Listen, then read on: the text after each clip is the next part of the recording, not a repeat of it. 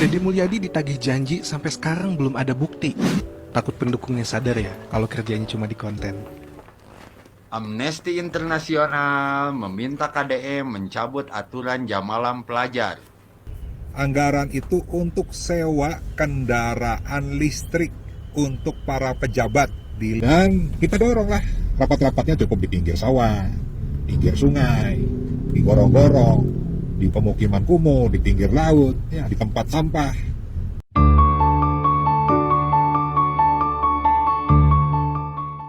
Assalamualaikum warahmatullahi wabarakatuh. Sobat rakyat, apa kabar semuanya ya? Semoga kalian semua banyak rezekinya, berlimpah dan badannya sehat selalu. Amin ya Allah ya alamin. Ada yang mau mencari panggung lagi nih, sobat. Dulu Kang Deddy dilaporkan ke Bareskrim ya. Dan sekarang tidak main-main lagi. Kang Deddy Mulyadi dilaporkan ke Amnesty Internasional. Wow, keren sekali kawan-kawan. Mari kita reaksi ya bagaimana ini terjadi. Mari kita simak selengkapnya, ini dia. Deddy Mulyadi ditagih janji sampai sekarang belum ada bukti. Warga Karawang tagih janji Deddy Mulyadi yang katanya berkali-kali bilang kalau jalan rusak akan jadi prioritasnya. Janjinya itu sekarang ditagih karena total ada 4 jalur provinsi di Karawang, tepatnya di Loji, yang belum diperbaiki dan merupakan akses utama masyarakat dalam beraktivitas. Ada jembatan Barekbek yang amblas, jalan Bandaran Citaman yang longsor, jalan di Parung Laksana Taman Sari Pangkalan yang hancur total, dan jembatan Cicangor yang juga amblas. Udah jelas jalan-jalan tadi nggak layak dilalui kendaraan, tapi Pemprov Jabar kayaknya tutup mata. Padahal udah dikritik, tapi belum ada jawaban dari Pemprov Jabar ataupun Deddy Mulyadi. Padahal ya, Deddy pernah ngomong, kalau mengkritik pemimpin diperbolehkan, hanya harus logis. Giliran ada yang kritik gak logis dibales, bahkan dijadiin konten. Tapi pas dikritik dengan logis, gak dijadiin konten, takut pendukungnya sadar ya kalau kerjanya cuma di konten. Amnesty Internasional meminta KDM mencabut aturan jam malam pelajar. Ya cek si Usman Hamid ya, Direktur Eksekutif Amnesty Internasional. Kebijakan Deddy Mulyadi bertentangan dengan konstitusi yang menjamin hak anak untuk bebas dari segala macam bentuk diskriminasi dan praktik-praktik yang melanggar HAM. Aisyah liar, ai maneh waktu barudak pelajar aya nu ulin peuting silih bacok tawuran sia ka mana tara ngomong. Aneh urang mah. Ai barudak ulin teu puguh peuting-peuting keluar. Ngeresahkeun anu naon nu kolotna neneangan sia ka mana wae. Ai rek diomean ku KDM sia babau ngagogog. Aduh, ieu Usman Hamid, Amnesty Internasional aing kakara ngadenge tah judulna naon nu kitu patut. Aneh urang mah. Sia naon wae gawe ti heula ai can dijieun aturan, loba kajadian peuting rame barudak sakola nanaon. Sia jala rempe dijieun aturan nu alus paribasa ham diskriminasi ham naon sia ham peru sia beungeut pait siga ham peru. Assalamualaikum warahmatullahi wabarakatuh. Sampurasun. Kawan-kawan Jawa Barat, rakyat saat ini sudah melek. Walaupun belum semua, tapi saya tunggu semuanya pada melek. Jadi kemarin ada yang DM ke saya menanyakan terkait dengan salah satu mata anggaran yang mencapai 12 miliar sekian lah. Itu diperuntukkan untuk sewa kendaraan. Dia minta penjelasan secara detail. Nah, sehingga saya langsung menanyakan ke Kepala Dinas Pengolahan Aset dan Keuangan Provinsi Jawa Barat, dan disampaikan anggaran itu untuk sewa kendaraan listrik untuk para pejabat di lingkungan pemerintah Provinsi Jawa Barat. Yang pasti bukan pimpinan DPRD. Hatur nuhun. Karena sudah tidak ada anggaran ya wajar saja KDM menolak mengikuti arahan dari Mendagri untuk rapat-rapat di hotel. Dan kita doronglah rapat-rapatnya cukup di pinggir sawah, pinggir sungai, di gorong-gorong, di pemukiman kumuh, di pinggir laut, ya, di tempat sampah. Karena akan lebih efektif dan efisien. Ini rapat apaktur, kantor, sawah, gorong-gorong, lah rakyat nunggu hasilnya, bukan tempatnya bos. Katanya rapat di kantor biar hemat anggaran buat rakyat. Katanya lagi rapat di sawah biar merakyat. Lah terus rakyat kan nunggu hasilnya, kerjaannya bukan debat tempatnya. Saatnya kita berhenti saling sindir, mulai saling sinergi. Apakah rapat di kantor atau di pinggir sawah, yang terpenting hasilnya untuk rakyat. Terlihat dua tokoh yang seolah saling bersilang pendapat. KDE memilih efisiensi dengan rapat di kantor agar anggarannya atau anggaran negaranya digunakan sepenuhnya untuk kepentingan publik. Sebuah langkah yang patut diapresiasi karena memikirkan dampak anggaran terhadap masyarakat luas. Di sisi lain, Ono Surono mengkritisi dan menyindir dengan ide rapat di tempat-tempat sederhana seperti pinggir sawah, sungai, bahkan gorong-gorong. Kritik ini sesungguhnya membuka mata kita bahwa esensi dari rapat bukan di tempatnya, tetapi bagaimana rapat itu efektif menghasilkan keputusan nyata untuk rakyat. Daripada saling sindir, ini momen penting untuk mengajak semua pihak fokus pada sinergi. Efisiensi anggaran tetap dijaga, namun ruang partisipasi publik dan transparansi juga diperkuat. Jangan sampai energi habis untuk debat lokasi rapat, sementara rakyat menanti aksi nyata. Ayo kita dukung para pemimpin untuk bekerja fokus pada hasil, bukan hanya debat simbolik. Suara kita harus jadi pengingat. Uang rakyat, tanggung jawab bersama. Jangan lupa, sekecil apapun peran kita, mari kita jadi bagian dari perubahan yang positif. Guys, aku tunggu komentar kalian, pendapat kalian di kolom komentar. Jangan lupa follow. Itu sobat rakyat ya. Sebenarnya tempat rapat itu tidak dipermasalahkan ya, mau dimanapun juga. Yang penting hasil dari rapat itu yang rakyat inginkan. Itu ya sobat rakyat. Jadi jangan hanya rapat dibicarakan tempatnya di mana harus di mana, tapi hasilnya tuh, oke? Airnya kenceng di belakang.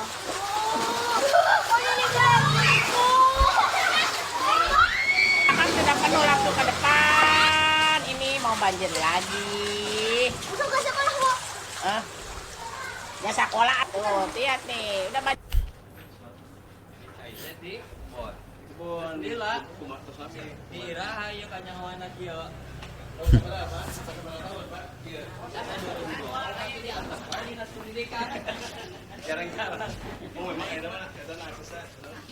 Saya simpel itu Pak. Oh, aduh ya. Jadi saya itu di itu Pak, di kebon.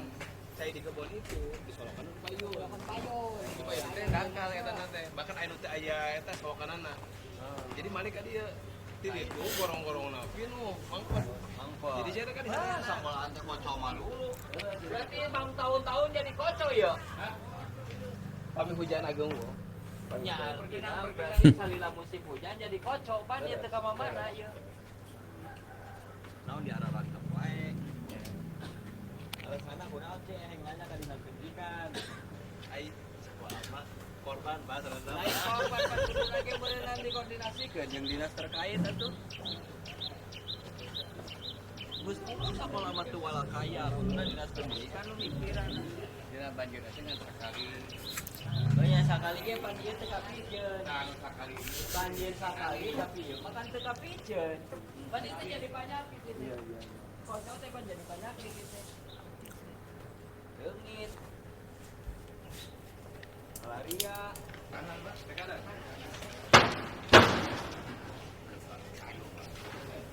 Itu ningali ya sekolah berarti sekolah sih.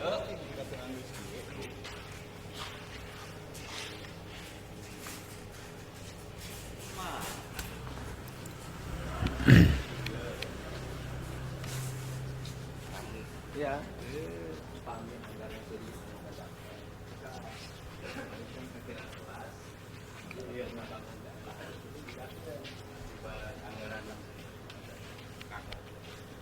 Ya lamun kagok ulah kali hayang loba anggeuskeun sakelas.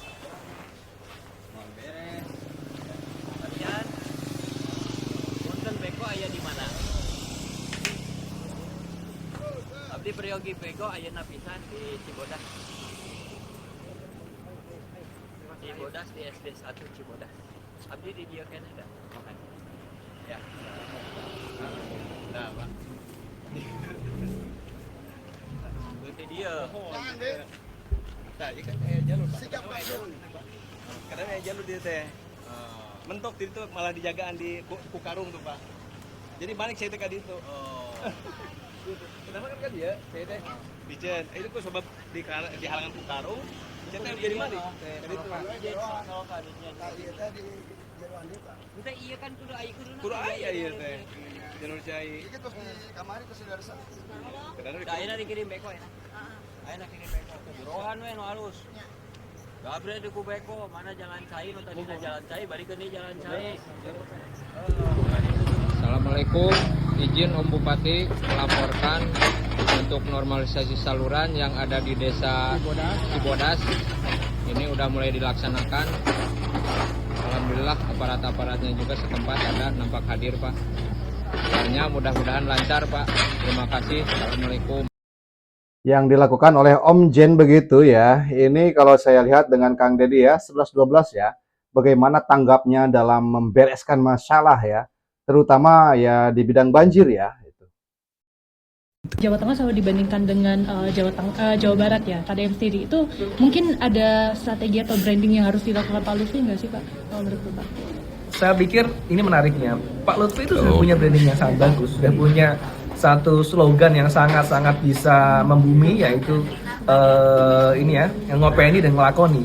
Dan saya pikir itu yang perlu dibutuhkan adalah itu lebih digaungkan ya, diamplifikasi kalau bahasanya anak zaman sekarang, dan diamplifikasinya di kanal-kanal yang tepat gitu, kanal-kanal yang dimana Gen Z itu ada di sana, seperti TikTok misalnya, seperti Instagram, seperti X gitu, dan konten audiovisual seperti itu yang singkat-singkat seperti itu saya pikir penting. Nah, pembedaannya nanti bisa dengan misalnya kontennya menarik tapi isinya mendalam. Jadi mendamaikan kedengan antara, kan kadang-kadang kalau konten yang cepat-cepat itu dangkal. Kalau itu bisa substansinya bagus dan kontennya menarik, saya pikir itu akan menjadi satu kombinasi yang sangat-sangat baik ya, dan sangat-sangat bagus untuk mengkomunikasikan kebijakan pemerintah Provinsi Jawa Tengah. Saya pikir tidak perlu, karena beda tipe, beda gaya dan beda konteks ya. Dan saya pikir KDM ini tentu saja ada banyak pujian, tapi juga ada banyak juga yang tidak setuju ya, kontroversi gitu. Saya pikir pemerintah Provinsi Jawa Tengah, Gubernur dan Wagub terutama bisa memiliki gaya komunikasi beliau sendiri yang lebih jawani, yang lebih cocok dengan Jawa Tengah. Dan saya pikir Pak Lutfi dan Gus Yassin ini punya modal yang sangat baik ya untuk meningkatkan komunikasi yang lebih cocok dengan gaya Jawa Tengah. Ada masukan terkait dengan sosial media, memang pada prinsipnya secara angka matematis dan yang bisa dirasakan oleh masyarakat itu yang langsung dilakukan oleh Pak Gub. Memang stylenya Pak Gub ini kan orang yang nggak mau terekspos dan tidak mau konten Bapak Ibu teman-teman sekalian. Jadi salah satu langkah yang dilakukan oleh masukan dari teman-teman tadi, bagaimana bahwa apa yang dirasakan oleh masyarakat yang bisa menyampaikan kepada publik. Mungkin ini salah satu langkah yang akan kita lakukan. Perlu diingat teman-teman bahwa tanah ini bukan milik pemerintah, bukan milik penguasa, dan bukan milik juga korporat, tapi sejatinya tanah ini milik rakyat yang seharusnya alas hak atau perlindungan dan pengakuan terhadap tanah, terhadap lahan itu betul-betul diberikan oleh pemerintah kepada rakyat.